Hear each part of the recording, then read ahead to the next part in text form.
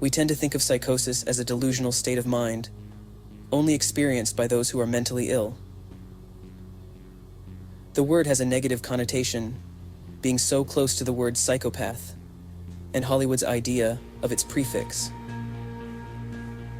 Psychosis occurs when one's thoughts and perceptions become distorted through hallucinations and delusions. Drugs such as cocaine and methamphetamine are known to cause temporary and even permanent states of psychosis, creating both hallucinations and paranoid delusions. However, while drug addicts have consciously chosen to take the risk of experiencing what can be a terrifying state, those diagnosed with paranoid schizophrenia did not have a choice in the matter and must learn to live with it. Most people wake up greeting a new day in the real world, others not so much. Each day begins as a nightmare, being immediately greeted by voices, quiet but sharp, whispering but loud. These voices surround you, coming from all angles. Doctors tell you they are all in your head, but that doesn't make sense. How can that be? If a voice is whispered from the corner of a room, or screaming from the other side of a door. While most are coherent, what about those that are in a completely different language, that you've never learned or even heard before?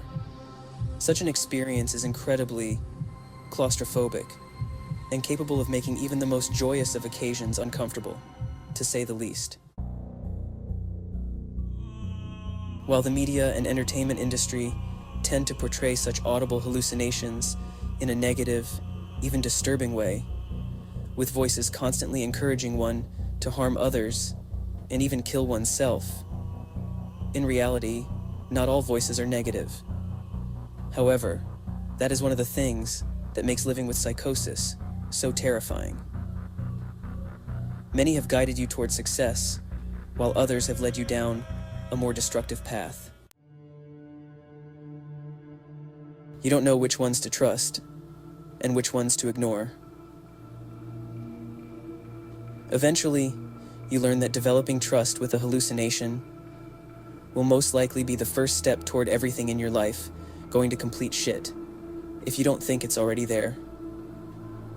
You listen to the voice as it feeds you with information about a task, people, places, objects, the world, or what other people are thinking and feeling. The more you listen to the voice, the more you begin to believe it, becoming dependent on it. The voices condition you to believe everything must serve a purpose and have meaning for you to make sense of it. This is a common trait known as apophenia, an unmotivated seeing of connections.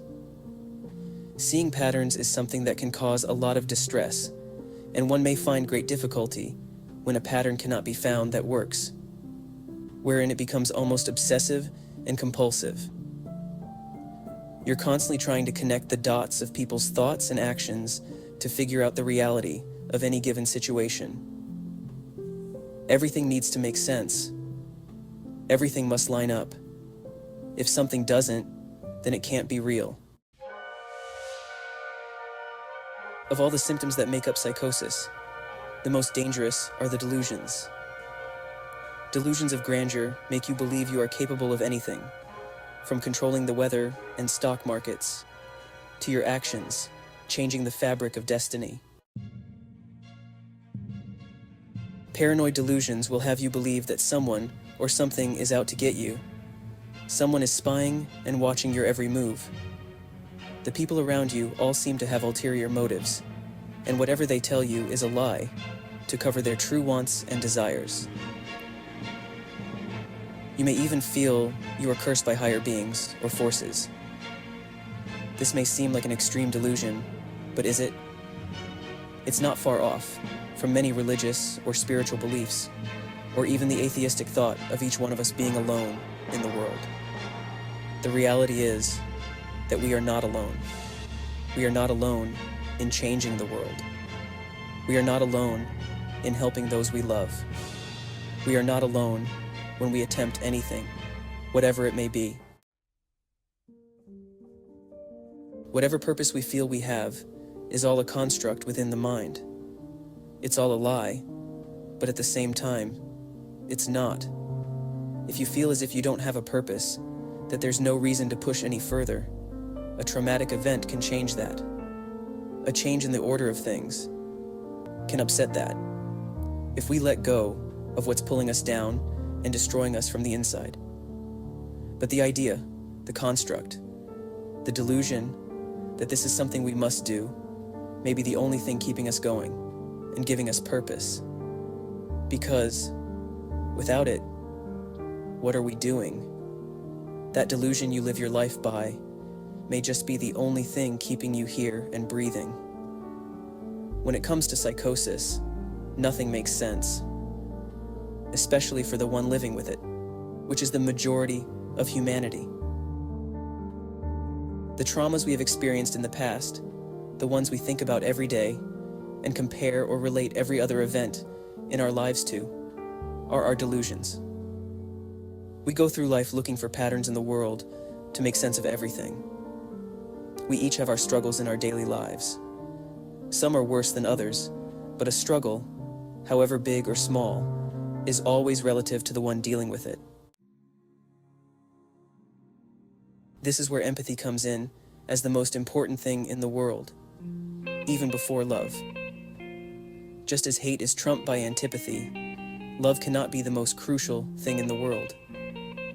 You can't love everyone and everything in the world, but you can have empathy. We should have empathy for every human being, as well as every life form on Earth. We are all struggling with our delusions, but at the same time, they are what keep us going. They are all we have in the end.